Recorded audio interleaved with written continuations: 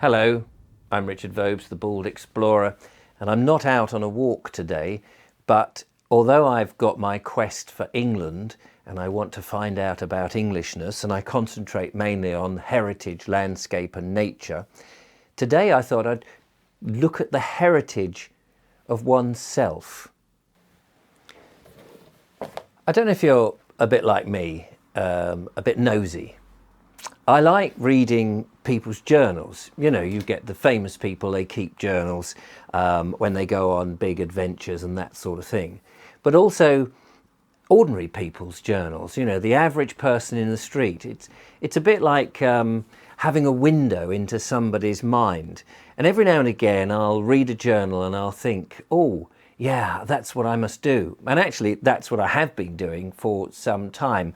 A daily journal, which I write with pen and ink every day, just a little bit of what I've been doing. Sometimes I'm more elaborate on the things that I've been up to, and other times it's really just almost a log of bits and pieces. Now, some of them I have printed out. When I first got a computer, I think I was quite keen to use the printer element of it. So I would print them out, and I've got them in these lever arch files, which are quite curious. Before that, old notebooks. So when I was at mime school, which would have been in the 80s, I did keep a journal then. But unfortunately, I don't know where that is. And the earliest records now that I've got is here from December. Oh, wait a minute, there are earlier records. But I'm going to start with this one, which is December 2003. And actually, I've kept this on a shelf and it's very dusty. So this is Wednesday, December the 3rd, 2003. And it starts, so we move closer to Christmas. It never gets any easier. The rush of work and the mad decisions for presents for the kids. Yes, I was entertaining at the time, juggling, unicycling, fire eating, doing the corporate circuit. Around a lot of London hotels, a lot of gala shows and events, Christmas markets, that sort of thing. And at Christmas time, as you can imagine, very frantic and very busy. Then it goes on about projects that I had.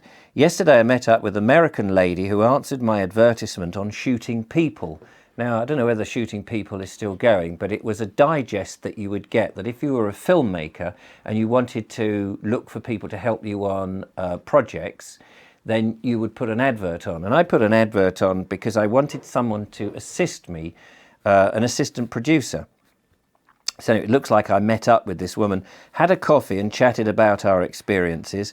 She was quite loud and brash, I say here, and had done a lot of stuff. And I was worried that what I was going to offer her wasn't really in her domain, I've written here. So that's quite interesting. Then it goes on, there's some other bits and pieces. I haven't heard anything from Daisy. This was a woman who I was seeing at the time. So I text her and got an abusive text back. Well, I'm not going to go back into that, but I've had enough of this weird relationship. I said, have I said that before? Yes, once or twice. Well, this time I really have. Yes, an interesting situation was developing in my personal life back then. January 2004, it's the 2nd of January, and New Year's Day, my mother came over. Well, I collected her. But it all turned out wrong. Oh yes, I do remember this. She got very drunk and went crazy. I took her home, and since then we haven't stopped receiving nuisance phone calls, to the point that I now arrange for the service that will bar her number getting through. Drastic action indeed. My mum used to get drunk. She was a drunkard since I was about 9 or 10. And in the latter life, she just got drunk and was very abusive in my family. And so she came over on the 2nd of January as a New Year's Day type thing, although it was the 2nd. And I do remember it, yes. And I did take her home, and she would just be abusive to the children, not physically, but verbally. And it was very sad, really. She had a sad life, and I didn't want her to push that onto my children. So we would tolerate her to a bit. And then we would just get endless phone calls. It was quite awful. Here's a much earlier entry, and this one actually is written in pen and ink, but on paper, punched paper again, to go in the lever arched file. This is the 23rd of June 1998. At present, I've been working at the NEC for a networks show, it says here, a computer show, big business, and various stands are singing and dancing, but it's dull. I've been engaged by a certain corporation, better not mention their name, an American company selling software, and it gives the name, it's something like Robo-Man or something like that. Anyway, I'm to be a Robo-Man robot, because I used to do robotics at exhibitions and things like that, and I'm there to hand out ice creams, I say. It's the same old story, bolt-on entertainment afterwards, instead of incorporating a running theme or utilising the act's talents within their presentation. I'm supposed to attract people to the stand, but I feel awkward and I'm not achieving the aim. I think robotics can be eye-catching, but not like this. And I got very frustrated when I was in the entertainment industry doing these corporate things, because very often at exhibitions, an exhibition stand would be designed, made, performed, and then you've got to attract an audience to the stand. And sometimes they would use girls dressed up in not very much clothes. You would use jugglers and entertainers, magicians and things to try and pull people on the stand so they can sell business. And this company, I remember, had these ice cream vouchers, and so I would wander around handing out ice cream vouchers to try and get people on the stand. And that's all very well and good, but there was no connection between me dressed up, other than the fact that they had this product, something like Robo-Man or whatever it was, and I was a robot. There was nothing incorporated in the stand, and I got very frustrated with companies, because I could conceive that it would be much better if I was themed to their colours, or that they themed their stand in association with me, so that when people saw me wandering around an exhibition handing out these things, and they would take them or not take them, when they passed the stand, there would perhaps be a cardboard cutout of me, or a dummy of me. I had a silver head and dark glasses and a sprayed leather jacket and sort of lights and things. If they saw the stand that was similarly designed, that it all blended and the brand was all together. But as I said in my frustration, it would be just that. They would bolt on the entertainment and hope it worked. And invariably it didn't, and I could see it work. I got very, very disillusioned. These are more poignant, really. This is now in October 2016, so only 4 years ago.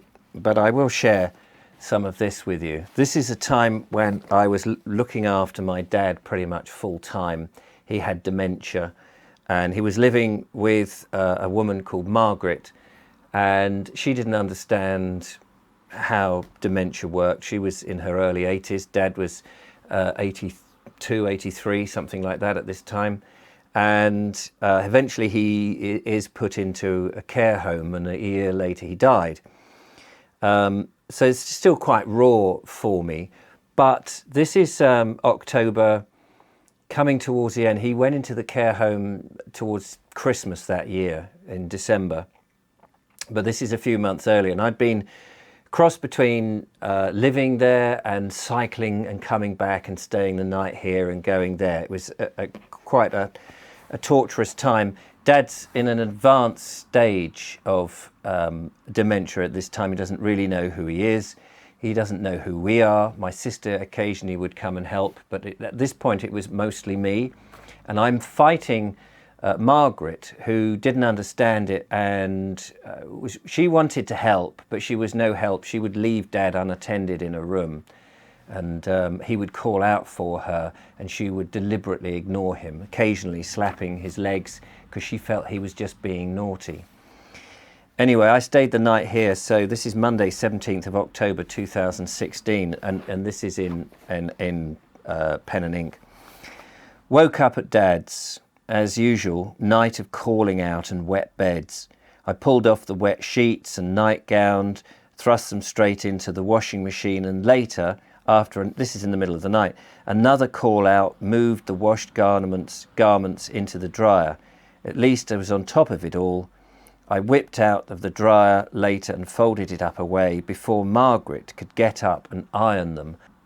Tuesday, the 18th of October. This is quite difficult for me to read, really, because but when you're dealing with somebody, this is real raw emotion. I know this is naughty, but last night I thought Dad had died, and I was rather rejoicing the fact. He hadn't called out all night until 4 a.m, but I'd woken up 2 hours expecting the call. He would wake up and just call out very pathetically, didn't know where he was and all that. And by this point, I'm running around and I am ragged, worn down, and we knew that he would be eventually dying. And it was actually a year later before he died. But he did look sometimes when he slept as if that was going to be his last night. And it would put an end to it all, and we didn't want him to suffer. So that's why I say I was rejoicing. And he hadn't woken up. By 3 a.m, I really became worried and wondered if he'd snuffed it, as I crudely put it. But when I peered in, I saw he was deeply asleep and breathing heavily. I was somewhat disappointed, as I say. I know that's really mean, but I'm not sure what he gets out of waking up each morning. He is simply existing. Well, that's a trip down memory lane for you. That's been my journals. Are you somebody who keeps a journal? Do you keep a note of your heritage? It is quite hard work to do it, to remember to do it and to keep it up. But once the habit is formed, it is actually quite easy. I don't know what my children will do with my journals. They'll maybe throw them away. I had that same dilemma with Dad's. Dad's weren't quite so in great detail, but it did remind me of a man who sadly suffered from dementia and then died of this disease, or because this disease helped him on his way and it turned him into a different person. It reminded me of the times when he was my father and not this version of my father that he became. I've got them somewhere, but whether I'll really ever look at them, I don't know. And I don't know whether anyone will ever look at mine, or whether there's any point, or perhaps it's something I do in my dotage. But it is quite useful sometimes to think, what did I do a year ago on this time? So they do have their purpose. Anyway, be interested in your thoughts and your comments.